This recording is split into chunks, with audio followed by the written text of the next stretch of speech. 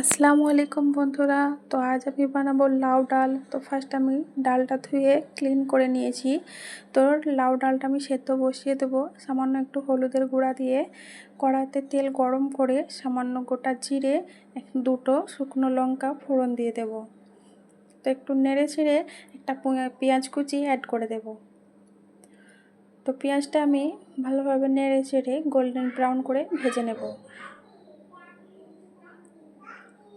তো দেখুন বন্ধুরা, পেঁয়াজটা আমার গোল্ডেন ব্রাউন করে ভাজা হয়ে গেছে। এরপরে অ্যাড করে দেবো 1 টেবিল চামচ পরিমাণ আদা রসুনের পেস্ট। তো আদা রসুনের পেস্টটা ভালোভাবে নেড়ে চেড়ে ভেজে নেব যতক্ষণ না আদা রসুনের গন্ধটা চলে যায়।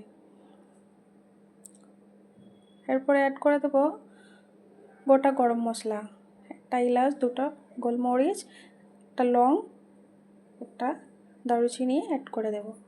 তারপরে 1 টেবিল চামচের পরিমাণ হলুদের গুঁড়া, ধনিয়ার গুঁড়া, মরিচ গুঁড়া, জিরা গুঁড়া, সামান্য একটু গরম মশলা অ্যাড করে দেব।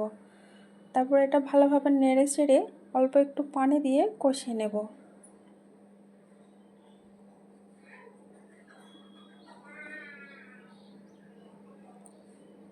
তো দেখুন বন্ধুরা, এটা আমার ভালোভাবে কষানো হয়ে গেছে। এরপরে এতে অ্যাড করে দেব একটা টমেটো কুচি। টমেটো কুচিটা দিয়ে 3 মিনিটের মতো কুক করে নেব।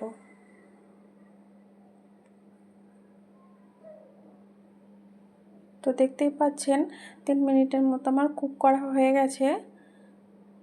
এরপর আগে থেকে লাউ ডালটা সেদ্ধ করা ছিল সেটা অ্যাড করে দেব।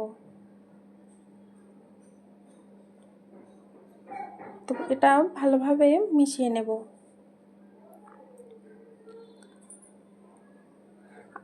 উপর থেকে অল্প একটু গরম মশলা দিয়ে দেব। তো আলহামদুলিল্লাহ, লাউ ডালটা আমার কমপ্লিট হয়ে গেছে। দেখুন বন্ধুরা কতটা সুন্দর লাগছে। আপনারা এইভাবে লাউ ডালটা বাড়িতে বানিয়ে দেখতে পারেন। মাশাআল্লাহ, দারুণ হয়।